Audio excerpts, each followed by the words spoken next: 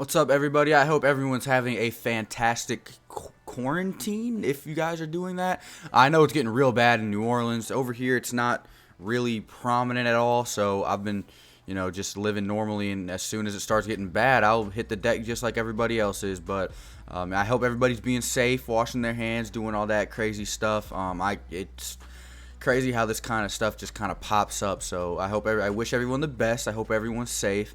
Hope everybody's taking care of themselves, staying inside, doing all that fancy stuff. I hope it slows down, and I hope nobody is affected by it fatally, please, at all. Just do me a favor and don't die, everybody, okay? That's all I'm asking from you. So today we're going to be doing something that's pretty interesting. We're going to be grading week 1 of the New Orleans Saints free agency. Now, I already went over the free agent tracker.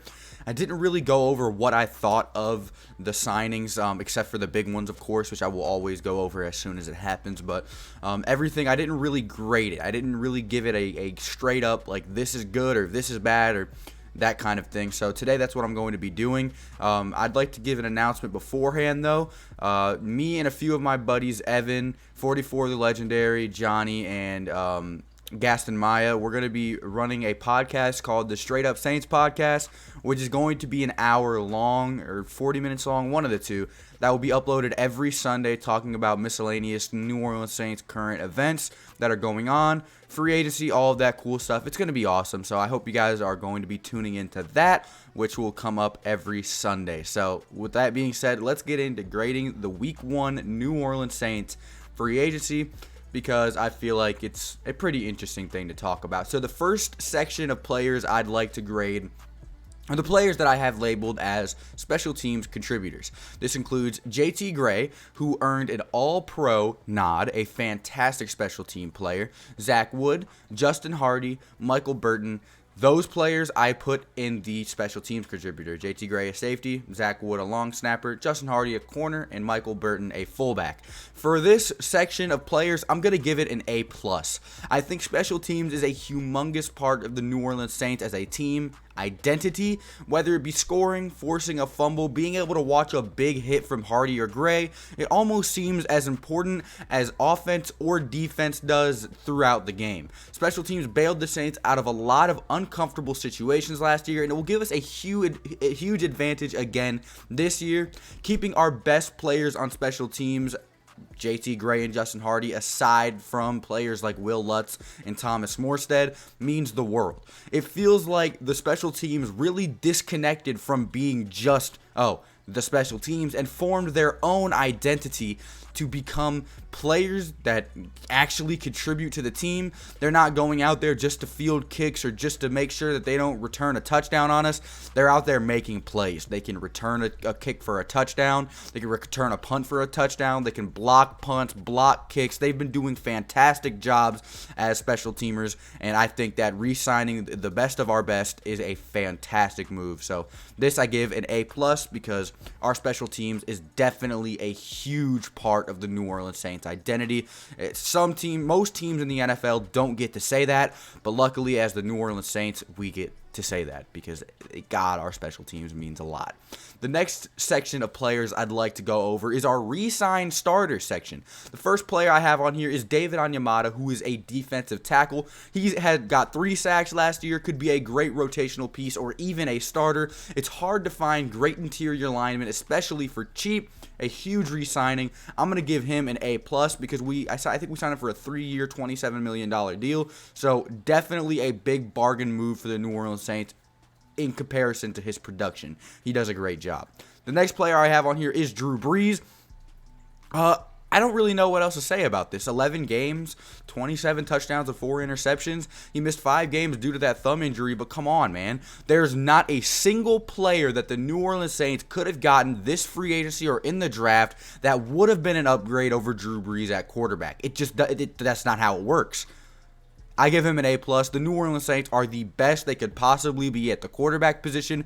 There is no improvement that could be made here. A 74.3% completion percentage. Like, this dude played absolutely amazing in 2019. Re-signing him to a 2-year deal that he'll probably only play one of is a huge deal for the New Orleans Saints and New Orleans Saints fans. So, Drew Brees, A+ re-signing. The next player I have is Andrus Peat. He missed 6 games to a forearm injury. He was a little expensive because of the bidding war that the Chiefs threw us into, but it definitely helps us to keep the best offensive line in football together. Like it or not, which I didn't at first, Andrus Peat was still technically a Pro Bowler last year, and if he stays healthy, he can be a huge contributor to our O-line success. He's healthy and ready to go.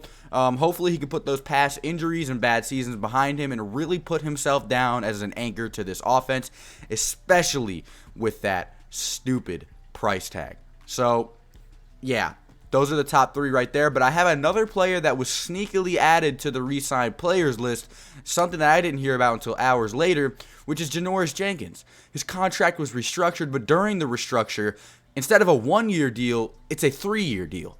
Probably, in my opinion, the best number 2 corner in the league. He had 5 interceptions last year and is a perfect player to put opposite of Marshawn Lattimore. Definitely an upgrade over Eli Grape. So to extend a veteran leader like Janoris is amazing.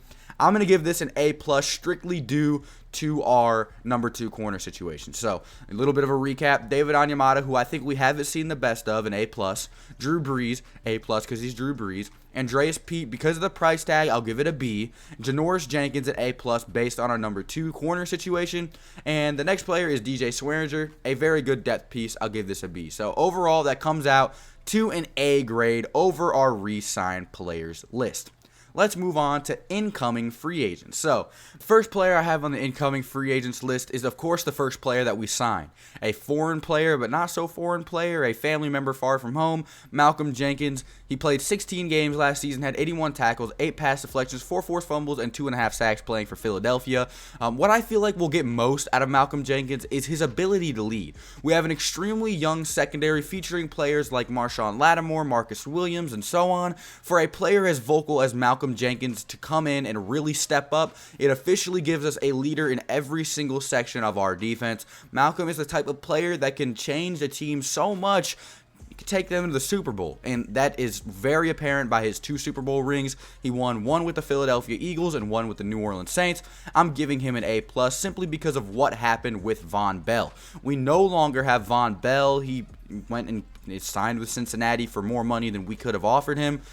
Definitely a big loss, but Malcolm Jenkins comes in. The only thing we really lose with Malcolm Jenkins is a little bit of run defense, but when we have a player like Chauncey Gardner-Johnson, who is a young gun, hard-hitting safety, it doesn't really matter that we do lose that run defense piece. So Malcolm Jenkins is definitely a huge signing and someone that could up the coverage of our defense just that much more. The next player I have is, of course, Emmanuel Sanders, who we signed to a 2-year, $16 million deal. He played great in Denver and San Francisco last year, playing with 2 bum quarterbacks, Joe Flacco and Jimmy Garoppolo. Like I stated in my video, we now has Drew Brees.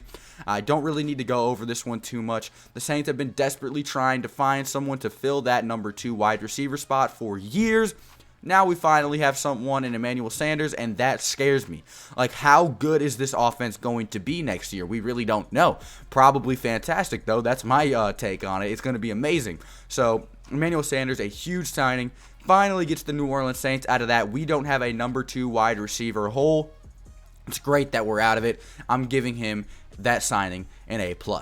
Dietrich Nichols, Noah Spence are both camp bodies. I don't think that they're going to contribute much to the team. They're just going to battle it out for camp and probably be, if anything, depth players. So I'm going to give them a combined B simply because of that depth. So the full new face grade would be an A with Malcolm Jenkins, Emmanuel Sanders, Dietrich Nichols, Noah Spence. Those are the 4 new faces of the New Orleans Saints. Now, I know free agency is not completely over, but when you look at it from a cap perspective, we have about $9 million left, and the New Orleans Saints still need to sign their draft class, which we do have a first-round pick in, which is pretty expensive. So we got to sign those players to contracts and be able to actually, sign the draft players, because if we just draft them and we can't sign them, then it's not going to be a fun time. So, yeah. Thank you guys so much for watching. Let me know what you think about the week 1 of free agency. Do you think that giving our free agency a whole grade of A is fair? Do you think I should have given us an A+ for the moves we made? Let me know down in the comment section below, because it means a ton. So the full free agent grade for the first week is definitely an A. I feel like we exceeded many people's expectations, bringing in a player like Malcolm Jenkins and another quality one as in Emmanuel Sanders. With the cap space we started with is extremely impressive, and I'm so happy that we were able to go ahead and get it done because, good Lord, we could not lose Von Bell and not have a number 2 wide receiver and go out there and compete again. So getting a player like Malcolm to fill that hole and a player like Emmanuel Sanders to make dynamic plays on offense is definitely a huge step up from what we had before. Thank you guys so much for watching. If you would like to see more videos, go ahead and click the notification bell, click subscribe, do all that fancy stuff, and I'll see you boys in the next one. Adios.